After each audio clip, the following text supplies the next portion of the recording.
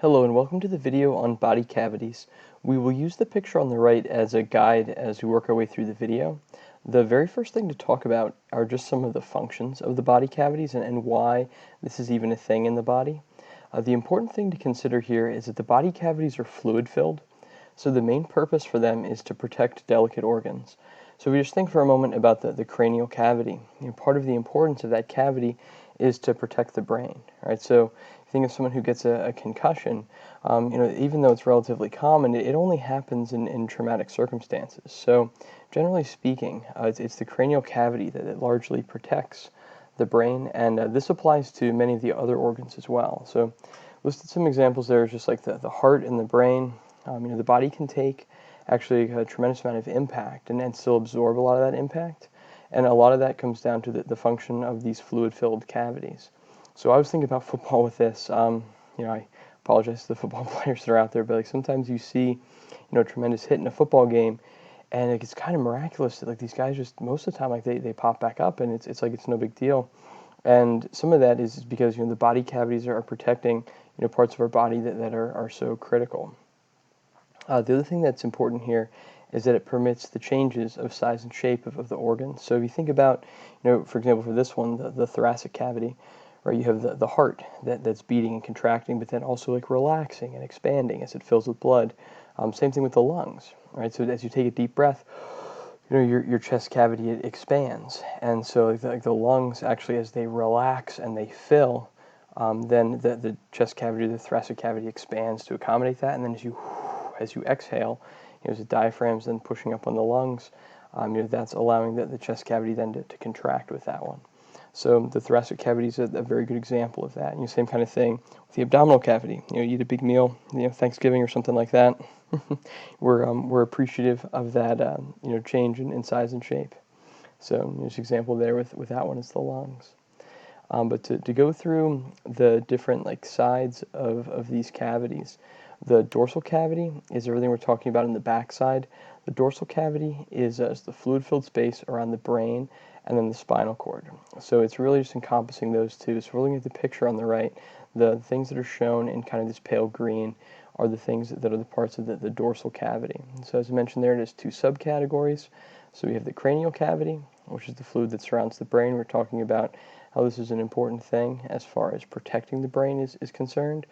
There's what's called the blood-brain barrier. So certain fluids and nutrients can cross that barrier, but the brain's largely protected in that way, and we'll talk about that more in some later chapters. But then there's also the spinal cavity, which contains the spinal cord and then the vertebral column on the back. So you think of the dorsal side. It's important to remember the cranial cavity is included in this one, because this really does kind of travel through both sides of the body. But I think it's easier to remember the spinal cavity being on the back side or the dorsal side. The other cavity is the ventral cavity.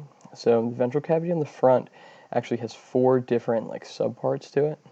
So this does contain the thoracic cavity, and then the thoracic cavity has the abdominopelvic cavity.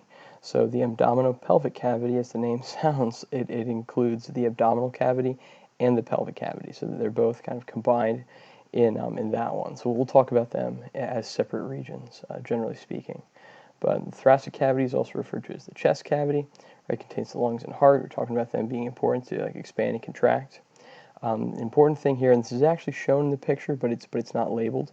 So it's separated from the abdominal cavity by the diaphragm. So the diaphragm is what allows the lungs to expand and contract. It's really the diaphragm that's doing that. So you ever had the quote wind knocked out of you? You get hit in the stomach, it causes your diaphragm to contract and push up hard on your lungs, and it's hard to catch your breath sometimes for a period after that.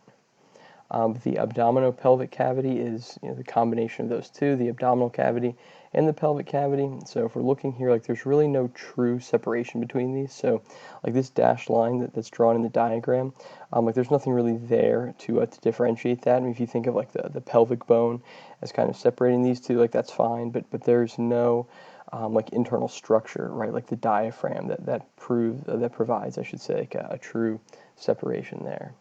I'm realizing now this is going to be cut off a little bit down at the bottom.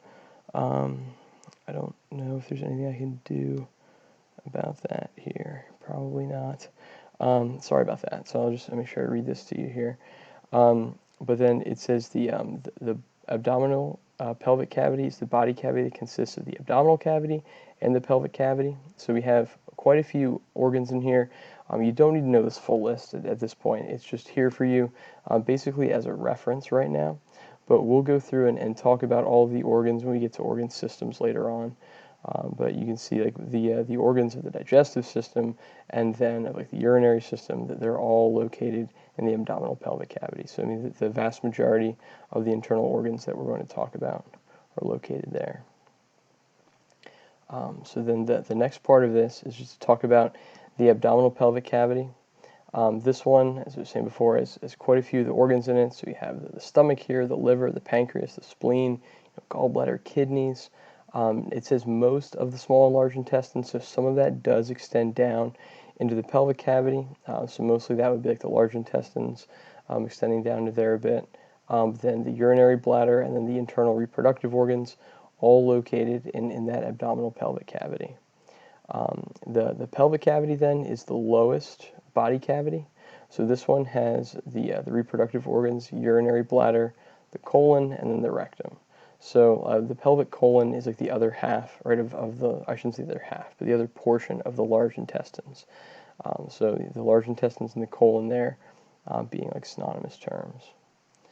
But then as far as the abdominal cavity goes, here we're seeing it's the region between the diaphragm, which is an actual like structure in the body, and then it says and the pelvic cavity. So the pelvic cavity is something, again, there's really no like separation there, but if you think of like that bowl-shaped kind of pelvic bone, anything that's in there is part of that pelvic cavity.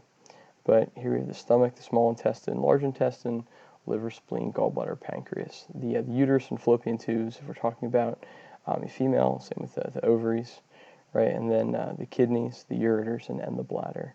So as you can imagine, when we go through and we talk about the different organ systems, we're going to spend a lot of time in the abdominal cavity. So there's quite a bit that's going on there, and that'll be the focus of a lot of our attention. So the thing to consider is like we have these like fluid-filled like body cavities in order to protect a lot of those structures, and we'll talk about like the tissues in there that help to keep those organs in place. But the main thing to consider is just the dorsal cavity on the back, right, is the spinal cavity and the cranial cavity.